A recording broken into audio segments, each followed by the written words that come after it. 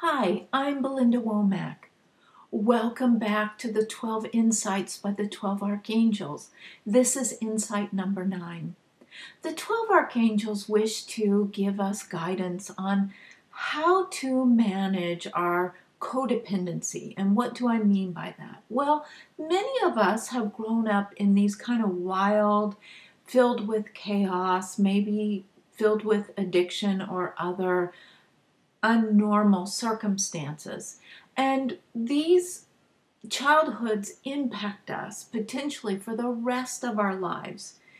What happens is that we can begin to compare ourselves very early in childhood and start to see that, wow, my childhood looks different and my parents are behaving differently.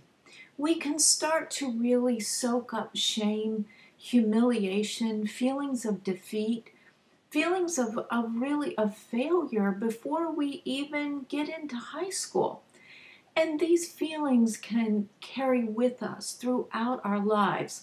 The angels describe these or tell us that these become our own little devils, those negative voices that sit on our shoulders and say, I'm not good enough, I'm unworthy, I can't ever be successful. The other issue with growing up in a codependent family or a crazy family, and I just want to mention that there are quite a number of scholars that say that 99% of households can be dysfunctional. Well, what that can also do for us is make it very difficult for us to trust.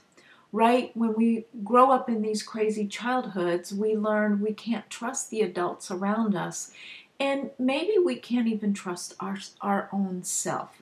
So how is it possible for us to trust in angels and helpers in heaven, and to trust that we are worthy to ask for help and to receive help? So what the angels recommend that we do is, first of all, understand that you're very brave and courageous to take on a crazy childhood. They describe this as spiritual boot camp. We sign up for these early lessons so that we learn to find our courage.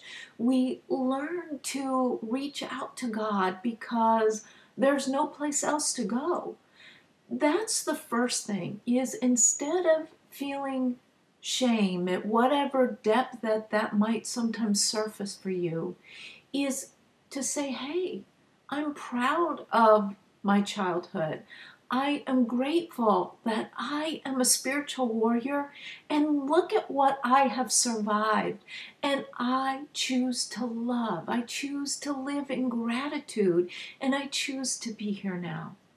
That's number one. Number two is, it is true that it is going to be difficult to trust. And when we have difficulty in trusting, it makes it a challenge to even begin to think for help, to ask for help. Why would we ask for help? Why would we even think to ask for help?